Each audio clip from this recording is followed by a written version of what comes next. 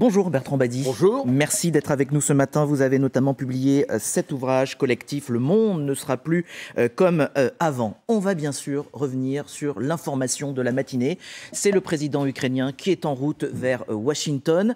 Volodymyr Zelensky a d'ailleurs tweeté ce matin. Il était 7h heure française. Regardez ce tweet. En route pour les États-Unis pour renforcer les capacités de résilience et de défense de l'Ukraine. En particulier, Joe Biden et lui discuteront de la coopération entre Ukraine et États-Unis. Il y aura également, il le dit, un discours au Congrès et un certain nombre de réunions bilatérales. Visite historique. C'est la première fois depuis le début de la guerre que Volodymyr Zelensky quitte l'Ukraine et il se rend. Il a choisi les États-Unis. Oui, visite historique, ça veut dire visite spectaculaire. Et visite spectaculaire, ça veut dire qu'on est d'abord dans la diplomatie d'affichage, dans la diplomatie de communication, mais ça veut dire aussi, et c'est là que la chose devient intéressante, qu'il y a des messages à faire passer, qu'il y a des idées à emblématiser. Lesquelles, par exemple? Alors, je crois qu'il y en a une qui est très importante, c'est la bataille de l'opinion publique aux États-Unis. Convaincre les Américains du bien fondé d'aider l'Ukraine une nouvelle fois, puisqu'au moment où, je précise, Volodymyr Zelensky se rend à Washington, le Congrès va devoir voter sur une nouvelle enveloppe de 45 milliards de dollars, 45 milliards d'aides à l'Ukraine. Vous savez, quand on regarde la politique étrangère d'un État, il faut commencer par se poser la question de qu'est-ce qu'il y a à l'intérieur. Et à l'intérieur, c'est une société américaine qui est en profonde mutation. On ne l'a pas suffisamment dit. C'est-à-dire que la société américaine qui était tout entière dominée jusqu'il y a peu de temps par ce messianisme issu du credo américain, cette idée qui a été relayée par les néoconservateurs qu'il fallait évangéliser le monde en quelque sorte, tant sur le plan religieux que sur le plan politique, cette société a évolué. Elle a évolué parce qu'elle a découvert que finalement la mondialisation qu'elle croyait avoir créée ne lui était pas tellement favorable et que ses aventures extérieures étaient coûteuses et surtout peu productives, parce que si vous regardez le bilan de toutes ces interventions américaines à l'extérieur, il n'est pas très riche, il n'est pas très positif. Donc je ne dis pas qu'il y a, bien sûr, d'hostilité à l'égard de la cause ukrainienne. Je ne dis pas qu'il y a un affaiblissement potentiel du soutien des États-Unis à l'Ukraine, mais je dis deux choses. D'abord que le soutien américain est décisif dans cette guerre, donc il est important pour Zelensky de s'en assurer, mais deuxièmement, l'opinion publique d'aujourd'hui aux États-Unis n'est pas celle d'hier ni d'avant-hier, et il y a toujours le risque de la voir se lasser, je dirais doublement. Voyez avec quelle précaution Joe Biden a rappelé avant même le 24 février que de toute façon il n'est pas question d'intervenir au sol, qu'il n'est pas question pour les soldats américains de se rendre dans ce conflit. Ça, c'est effectivement une question qui est derrière la tête de pas mal d'Américains. Est-ce que cela ne risque pas de dégénérer dans ce sens?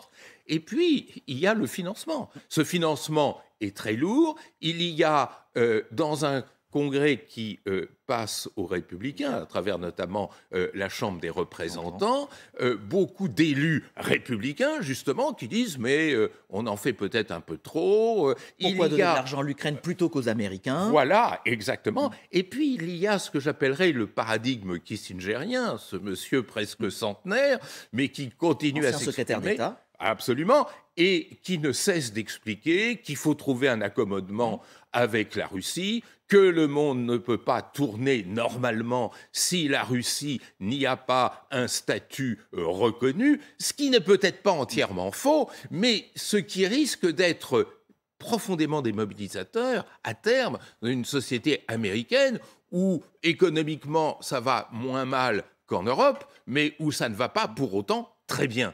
Donc, vous voyez, je crois que si Vladimir Zelensky a fait le choix de se déplacer, cet homme qui est un grand communicant, c'est pour toucher le peuple américain et s'exprimer au Congrès, c'est pas rien. Non, ce n'est pas rien, effectivement. On peut imaginer que quand il va s'adresser à la fois à Joe Biden, qu'il y aura une conférence de presse, puis ensuite devant le Congrès, on peut résumer par deux mots, il dira merci.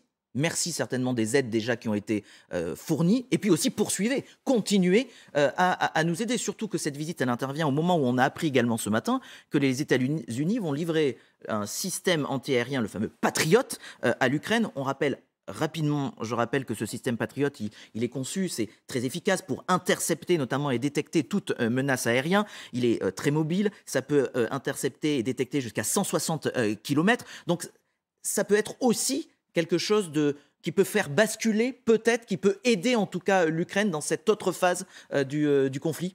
Ah, même plus que ça, on est dans une séquence de cette guerre qui est tragique, c'est-à-dire qui est une guerre de terrorisation sociale, c'est-à-dire où le but de Vladimir Poutine ne semble plus être de conquérir l'Ukraine comme c'était le cas au début, mais de terroriser la société ukrainienne pour qu'elle se lasse, pour qu'elle baisse les bras et pour que peut-être, à ce moment-là, la guerre de conquête puisse être relancée. Donc le verrou actuellement, c'est ces bombardements massifs sur les villes, cette désorganisation de la société ukrainienne, privée d'électricité, privée d'eau, privée des ressources fondamentales.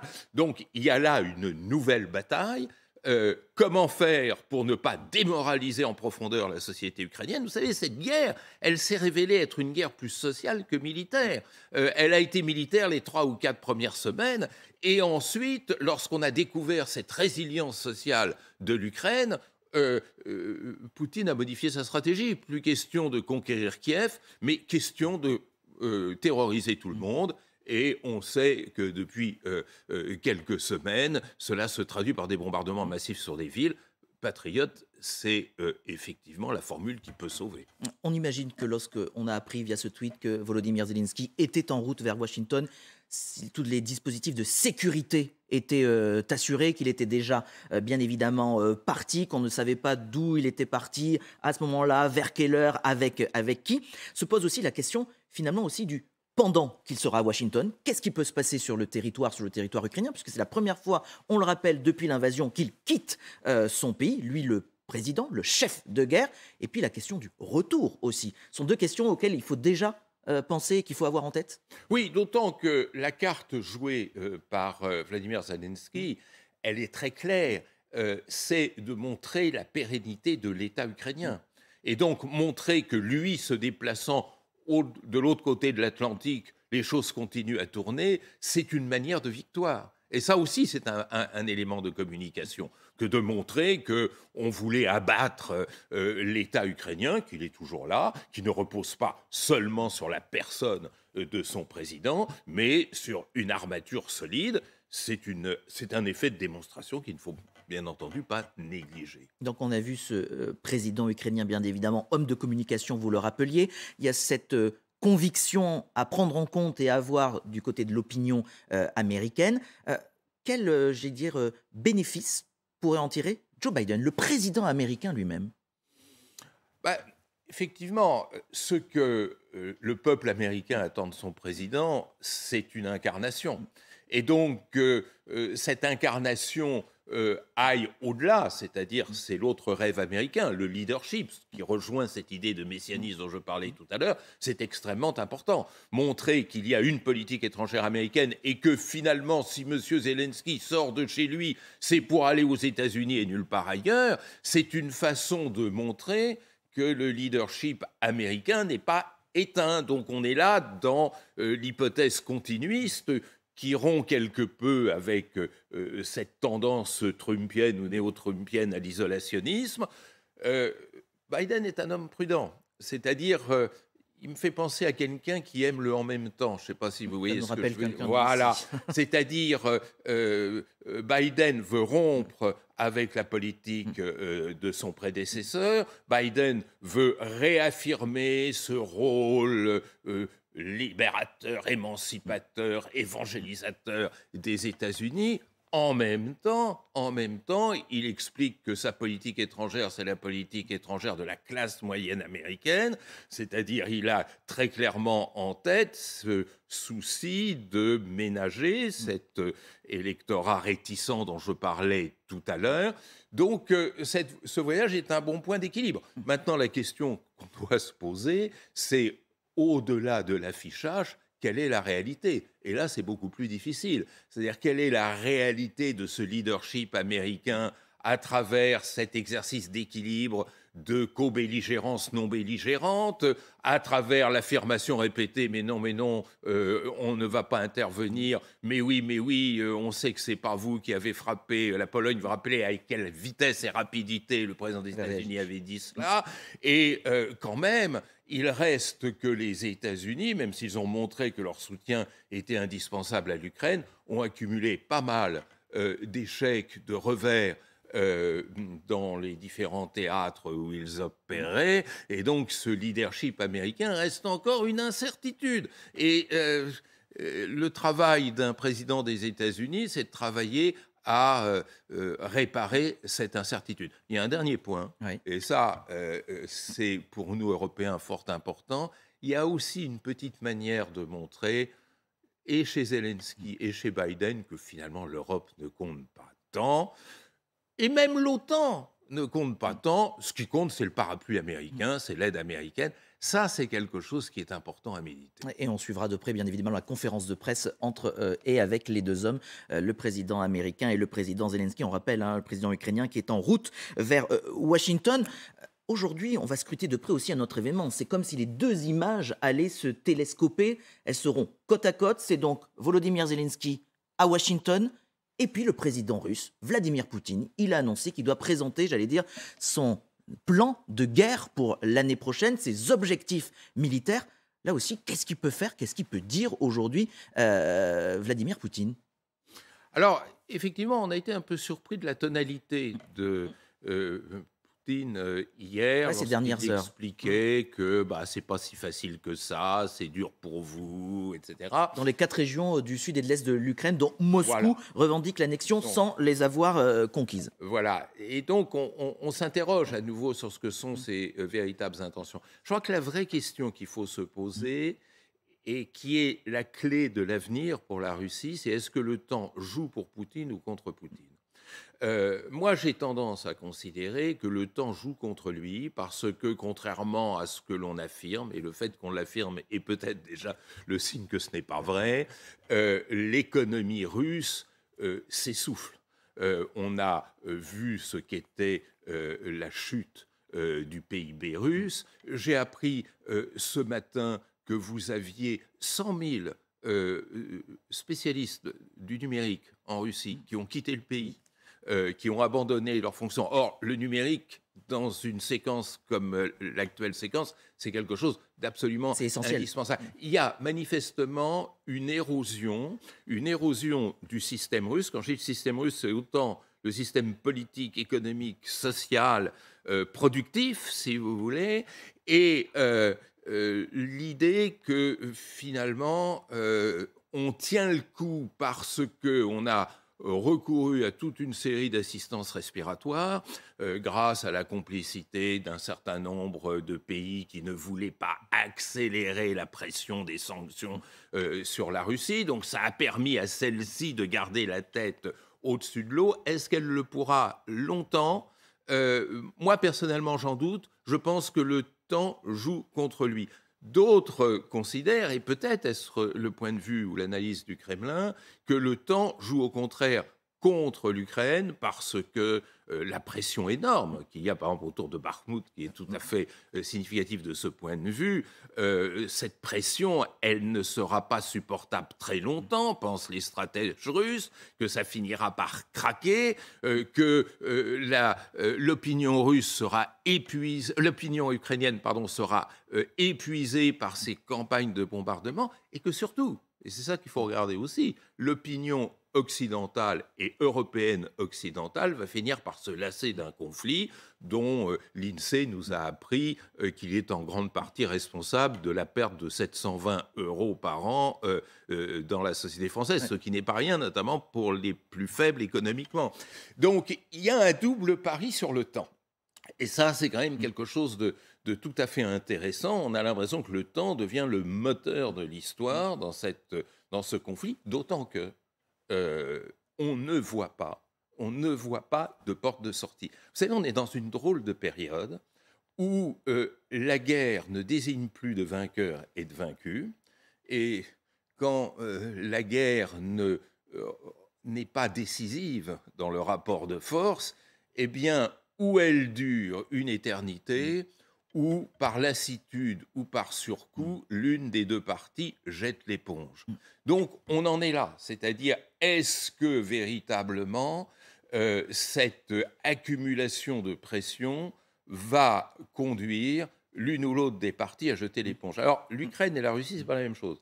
L'Ukraine ne jettera l'éponge qu'à un coût extrêmement élevé, parce que jeter l'éponge, ça veut dire sa suppression. Et la Russie, elle est dans une posture de conquête, c'est-à-dire que le coût du renoncement est moindre pour elle que pour l'Ukraine. Et c'est la raison pour laquelle, si vous avez remarqué, depuis 1945, il n'y a plus de guerre de conquête, elle ne marche plus, elle ne fonctionne plus. Ça, c'est l'élément peut-être optimiste que l'analyse peut nous livrer. Je voulais juste vous entendre sur cette annonce quand la Russie dit on va faire des manœuvres militaires communes avec la Chine.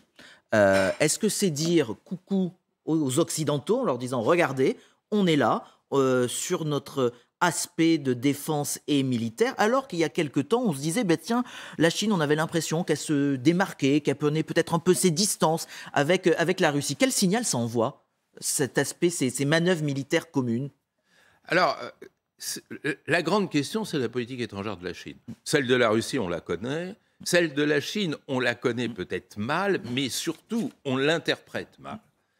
Il faut savoir que la Chine est un pays qui est probablement les plus anciens de l'histoire mondiale, et en plus de 3 millénaires d'histoire, la Chine n'a jamais été l'allié de personne. Vous rendez-vous compte?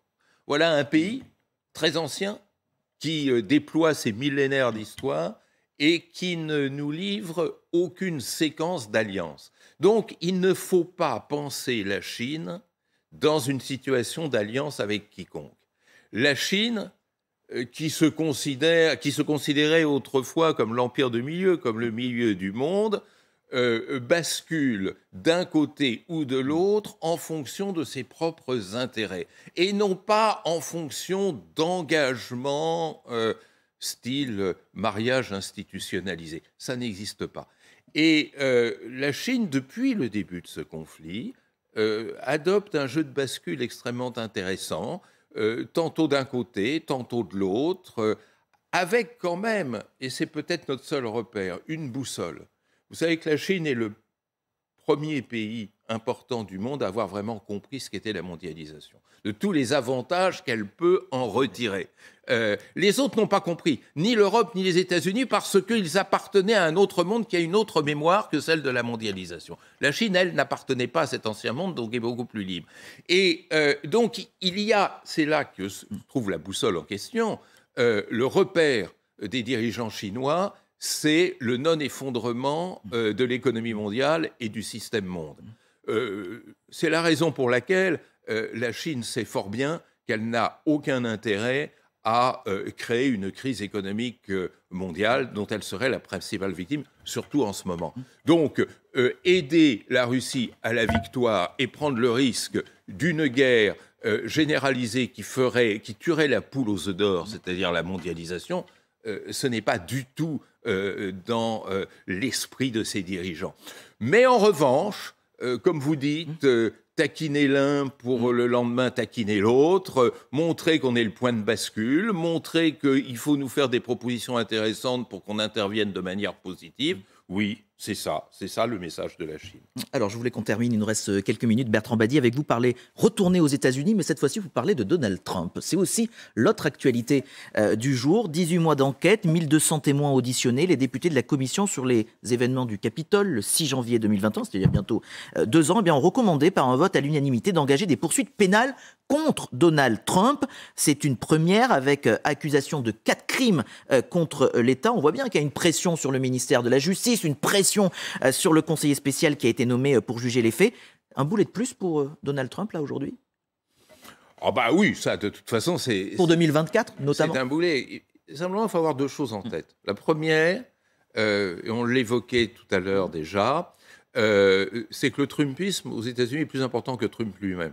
Vous avez parlé d'une Trumpisme 2, même, qui était venu à l'époque, si je rappelle votre expression. Absolument, absolument. Et il faut voir que Trump éliminé, DeSantis, c'est un Trump plus présentable, plus poli, plus aimable, si vous voulez. mais c'est la même chose. Donc il y a là un mouvement profond de l'opinion. Il ne faut pas croire que tout sera bouleversé par une action judiciaire. Maintenant, il y a un deuxième point qui est extrêmement intéressant, c'est qu'on voit la nature éminemment contradictoire de la gestion démocratique d'un pays. C'est-à-dire, la démocratie pousse les congressmen, de manière tout à fait normale et logique, de recommander la mise en accusation de quelqu'un qui a violé les canons démocratiques de bien des points de vue, notamment à travers l'attaque portée contre le Capitole. Donc, cette demande, elle est logique. Mais si vous vous placez maintenant du côté de l'exécutif américain et du ministre de la Justice, de l'Attorney General, vous avez un tout autre narratif. C'est-à-dire, si je mets Trump en accusation, on va m'accuser d'entraver l'élection et la liberté du choix électoral. Ce sera l'argument développé par Trump de manière... Il a déjà commencé à le faire. Ouais, il a réagi. Donc, effectivement, c'est une décision qui, sur le plan politique, risque d'être très coûteuse et risque d'être à double tranchant, se retourner contre nous, puisque finalement, on va nous montrer qu'on fait un peu comme dans certains pays réputés pour leur autocratie, c'est-à-dire manipuler les élections en empêchant la personne qui a le plus de chances de se présenter. Et c'est la raison pour laquelle je suis très dubitatif sur le passage à l'acte. Parce que là, on a affaire véritablement, c'est pour ça que je parlais de contradiction dans la démocratie, au choix entre deux choses. Que faut-il privilégier ? Le respect des valeurs démocratiques par les acteurs ou l'absolu respect de la libre compétition entre les candidats ? C'est un choix cornélien, sauf qu'il n'y a pas Corneille pour le mettre par écrit. Eh bien, on terminera cette interview sur ces bons mots. Merci beaucoup Bertrand Badi, c'était passionnant.